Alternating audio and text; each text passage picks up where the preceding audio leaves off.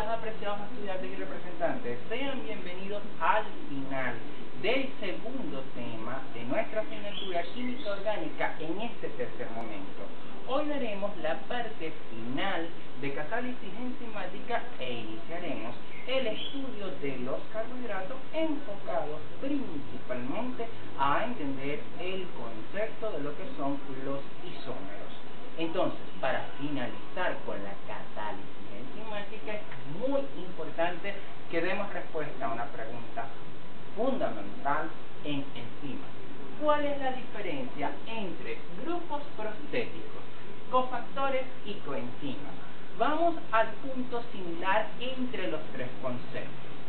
Las enzimas no necesitan solo de su estructura proteínica o de su estructura a base de ácidos nucleicos de ARN para poder transformar sustratos y obtener productos.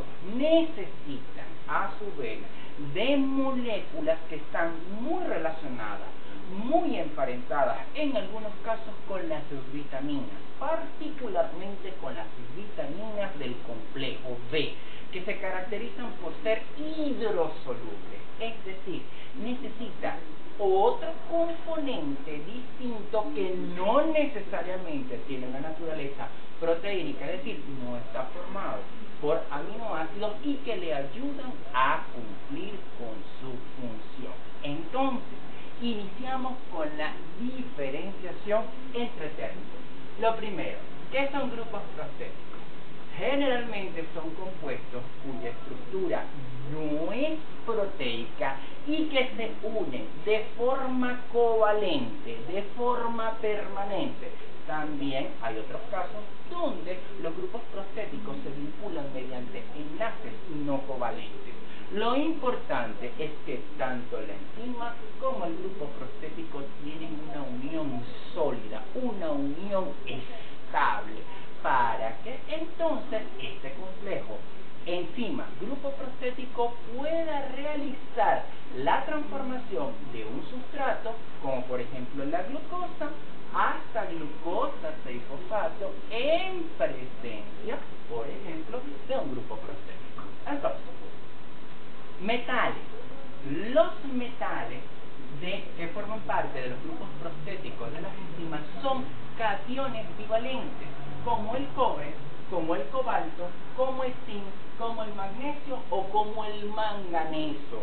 Cuando los metales actúan como grupos prostéticos, es decir, están vinculados estrechamente a la estructura de la enzima, se denominan a estas proteínas metaloproteasas o metaloproteinatas, es decir, debe existir en el medio la presencia del metal íntimamente unido a la estructura de la enzima.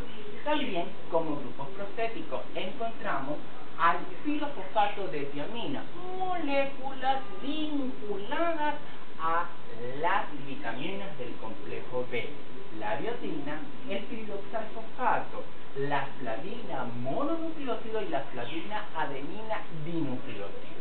Ahora entramos al segundo de los conceptos de esta clase, el de cofactores. Y nuevamente aparecen los metales, los cationes bivalentes. ¿Cuáles? Los mismos de los grupos prostéticos. Cobre, cobalto, zinc, magnesio, manganeso, pero la diferencia en este caso es que un cofactor no se vincula de forma covalente, de forma permanente, ni a la enzima ni al sustrato, es decir, es una unión de tipo transitorio. A aquellas enzimas que necesitan como cofactor a un metal se les denomina enzimas activadas por metales para diferenciarlo de las metaloproteinasas que sí requieren el metal unido fuertemente a su estructura. Último concepto, coenzimas.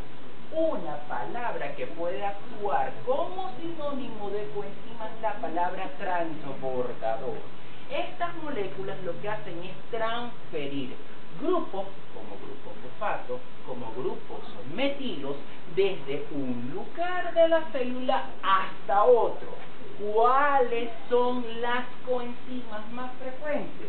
La platina-adenina dinucleótido hidrogenada, el nicotin-adenamina dinucleótido hidrogenado, la coenzima A, que es un metabolito clave en el metabolismo intermediario celular de mamíferos. Por ejemplo, la acetilcoenzima A y el ácido fólico, que es la vitamina B9. Es decir, estructuralmente hablando, el vínculo común es que ayudan a la enzima a realizar su función y además tienen mucho que ver con la estructura de las vitaminas hidrosolubles, particularmente las del complejo B. Con la clase final de cinética enzimática, ahora vamos a describir los múltiples mecanismos para facilitar la catálisis. Existen 4 mecanismos generales. Cada una de las enzimas puede utilizar uno o combinación de los 4 mecanismos generales descritos para poder transformar los reactantes hasta productos y acelerar que la función fundamental de las enzimas en cualquier sistema biológico, la tasa de reacción de esta conversión química de sustratos hasta productos en unidad de tiempo. Entonces, los mecanismos son catálisis por proximidad, catálisis ácido-básica, catálisis por tensión y catálisis covalente. Cuando hablamos de catálisis por proximidad, quiere decir que a medida que los sustratos se junten en el centro activo de la enzima, gracias a que dentro de ese grupo, dentro de ese surco, ellos pueden fijarse, va a ocurrir un aumento en la concentración local de sustratos. Al aumentar la concentración de dichos sustratos, la probabilidad de colisión de unas moléculas con respecto a la otra permitirá que cada uno de ellos entre dentro de la distancia de enlace para que pueda ocurrir la ruptura de un enlace químico o la formación de un enlace químico, y de esa manera la enzima estaría acelerando la velocidad de la reacción química en un factor de al menos 1000 veces más rápido. Segundo mecanismo, catálisis ácido-básica.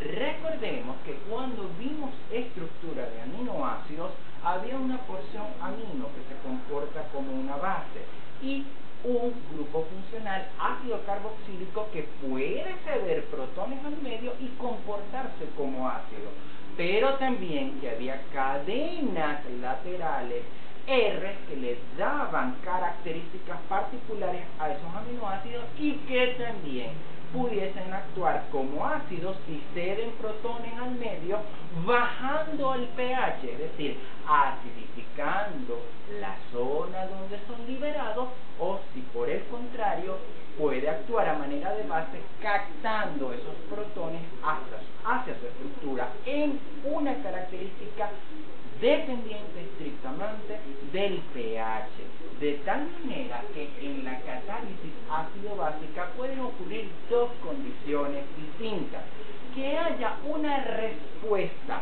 restringida hacia un tipo particular de ácido, y en este caso se denominaría catálisis ácida específica, o que la enzima responda por igual a todos los protones que sean liberados por los distintos ácidos que pudiesen estar en el centro activo de la enzima, y eso es una catálisis ácida general. Lo mismo es válido en el caso de las bases. Tercer mecanismo, catálisis por tensión. Muchas veces cuando el sustrato se une al centro activo de la enzima, queda en una conformación desfavorable para que, por ejemplo, ocurra la ruptura de un enlace químico, de tal manera que en catálisis por tensión lo más importante es la formación de un estado transitorio, es decir, el sustrato no se transforma en producto por arte de magia, sino que hay un eslabón un intermediario importante donde no es sustrato y tampoco es producto. De tal manera que en este mecanismo por tensión lo que se busca es buscar la conformación adecuada de las moléculas de tal manera de generar tensión en el enlace químico que se quiere romper. ¿Para qué sirve este conocimiento? Muchos bioquímicos que estudian los estados transitorios en la conversión de sustratos hacia productos emulan químicamente a drogas que van a actuar de forma análoga a ese estado de transición, burlando la acción de la enzima, es decir, aniquilando la función per se de la enzima misma. Es decir, podemos diseñar drogas basándonos simplemente en estos mecanismos de catálisis propuestos. Y el último mecanismo es la catálisis covalente. En muchas condiciones el sustrato y la enzima forman una asociación estable, covalente, para comenzar a operar su mecanismo catalítico. En este caso se dice que siguen un mecanismo de ping-pong, donde no se ha formado el producto cuando es liberado al medio para que la enzima vuelva a captar el sustrato. Para que esto ocurra debe disociarse. El connubio, la asociación enzima-sustrato de forma covalente no es permanente, tiene que ser transitoria para que la enzima continúe disponible para poder realizar su función biológica. Ahora, para finalizar, vamos a entrar al comportamiento que tiene la mayor parte de enzimas, denominadas enzimas clásicas o enzimas micaelianas, porque siguen el comportamiento de una ecuación que se denomina Michaelis-Menten gracias a sus autores.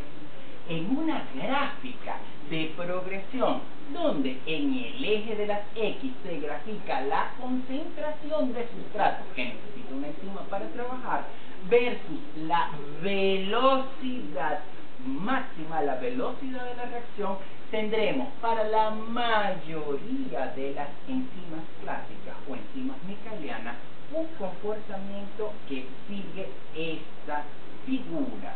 Y esta figura no es otra cosa que un comportamiento hiperbólico. Dibujan una hipérbola rectangular. Entonces, implicaciones de esta gráfica de progresión. En condiciones de velocidad inicial, la cantidad de sustrato que es consumido por la enzima opera a gran velocidad. Quiere decir que si yo estoy trabajando en esta parte de la curva, a medida que aumente la concentración del sustrato, aumentará la velocidad de la enzima. Y de esta manera podemos entonces estimar la concentración, las unidades totales, que nos sirven también para calcular velocidad específica. Pero luego, ¿qué pasa? Llega un punto donde a medida que aumente la concentración de sustrato, la enzima parece no responder. Aquí, en este punto de la gráfica, la enzima está saturada. Todo el centro activo está copado de sustrato y no puede haber transformación hasta producto. Quiere decir que para determinar actividad de la enzima, la captamos acá. Pero el parámetro importante es el valor que se obtiene justo al medio de la velocidad máxima, denominada constante de ecuación de Michaelis-Menten. La ecuación de Michaelis-Menten nos dice que la velocidad inicial es igual a la velocidad máxima por la concentración de sustrato, dividido entre la constante de Michaelis más la concentración de sustrato. ¿A qué se refiere el valor numérico de la constante de Michaelis? La que se alcanza a un medio de la velocidad máxima de una enzima. Esto está relacionado directamente a la concentración fisiológica de los sustratos en el entorno entorno celular. De manera que sería muy poco lógico que existiese una cantidad extraordinariamente grande de enzima y que no tuviera relación con la constante de Michaelis-Menten, con su Km. Es decir, en el mismo rango de concentración estaría tanto la enzima como la concentración de los sustratos para la reacción química dada. Ahora, ¿cómo? La gráfica de progresión muchas veces es difícil de entender, podemos realizar un pequeño artificio matemático para facilitar el cálculo de la constante de Michaelis-Menten. ¿Qué hacemos? Graficamos los dobles recíprocos y obtenemos el gráfico de Slagne-Weber-Burg. Es decir, vamos a tomar los inversos tanto de la velocidad como los inversos de la concentración de sustrato. ¿Qué sucede? El comportamiento hiperbólico descrito para la mayoría de las enzimas clásicas se transforma de esa hipérbola rectangular simplemente a una línea recta, tomando los dobles recíprocos. ¿Y dónde vamos a calcular el valor de Km? Justo en el punto de corte con el eje de las X. Y como en este caso asume valores negativos, menos 1 sobre Km, este resultado sería el valor de la constante de Michaelis-Menten en el gráfico de grado. Ahora vamos a realizar una breve introducción al estudio de los carbohidratos. Con respecto a los carbohidratos ya tenemos nociones, porque en el primer momento de nuestra asignatura tomamos la estructura química de la molécula de glucosa, el carbohidrato más conocido, más ampliamente utilizado por los sistemas celulares, por ejemplo los de mamíferos, los del ser humano, como un combustible energético para la obtención de ATP. ¿Cómo conceptualizamos un carbohidrato? Una molécula de naturaleza orgánica constituida por carbono, oxígeno e hidrógeno. Típicamente, cada carbono tendría un enlace a un grupo OH, pero recordemos que también aparecen grupos funcionales, como los aldehídos y las cetonas dentro de la estructura del carbohidrato. ¿Cuál es la importancia biomédica? Los carbohidratos se generan durante el ciclo de Calvin en la fotosíntesis mediante la fijación del dióxido de carbono para obtener entonces azúcares, en este caso glucosa, y la glucosa se almacena en el tejido vegetal como almidón. De allí arrancan las cadenas tróficas y nosotros los seres humanos utilizamos como principal combustible metabólico desde el feto hasta para el funcionamiento de nuestro sistema nervioso central, de nuestro cerebro, a la glucosa como principal fuente para la obtención de la energía bajo la forma de la molécula del ATP, la moneda intermediaria de los sistemas celulares. Entonces, ¿qué sucede?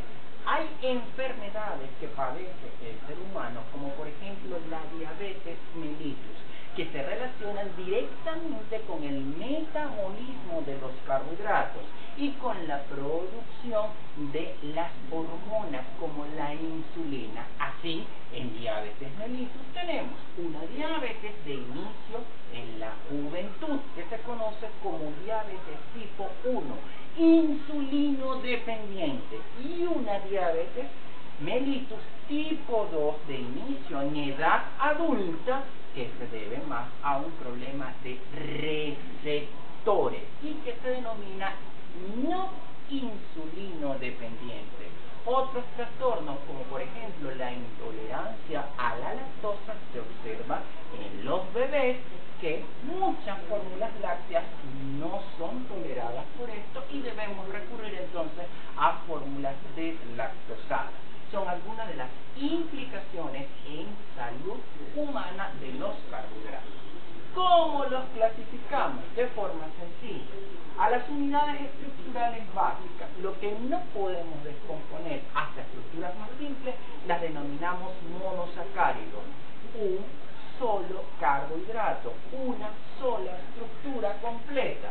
Disacáridos son aquellos que están constituidos por al menos dos monosacáridos, que pueden ser iguales, que pueden ser distintos.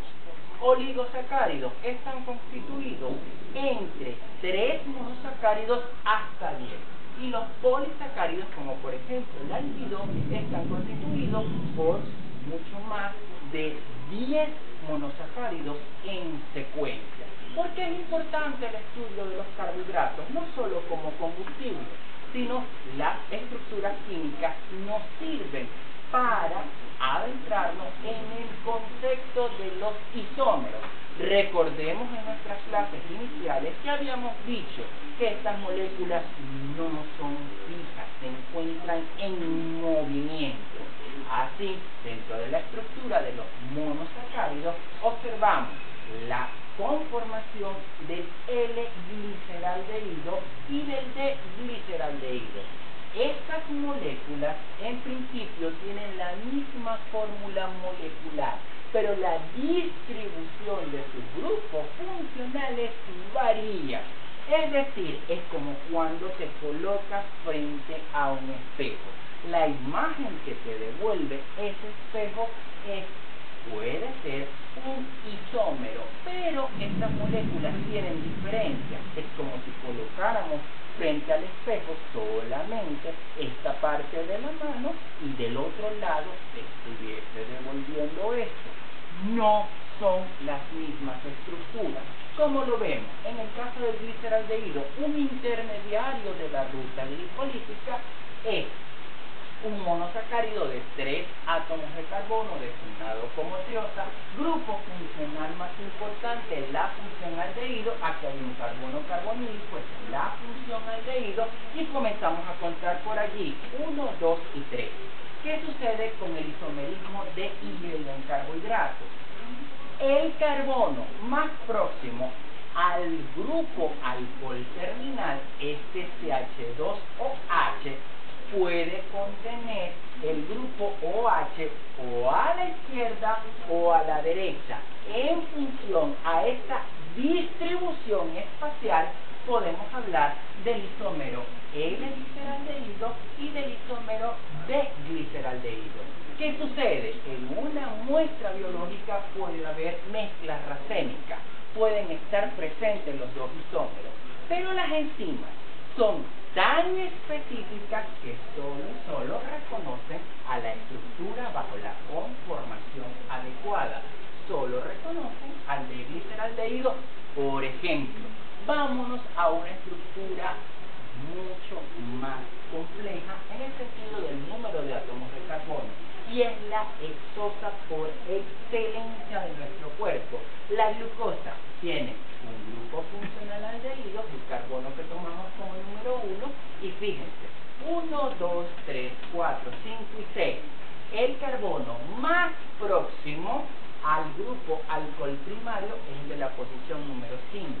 Al tener el grupo OH en esta orientación, estamos en presencia del isómero de glucosa, y bajo esta conformación es que va a ser reconocido por los sistemas enzimáticos para que la ruta glicolítica inicie.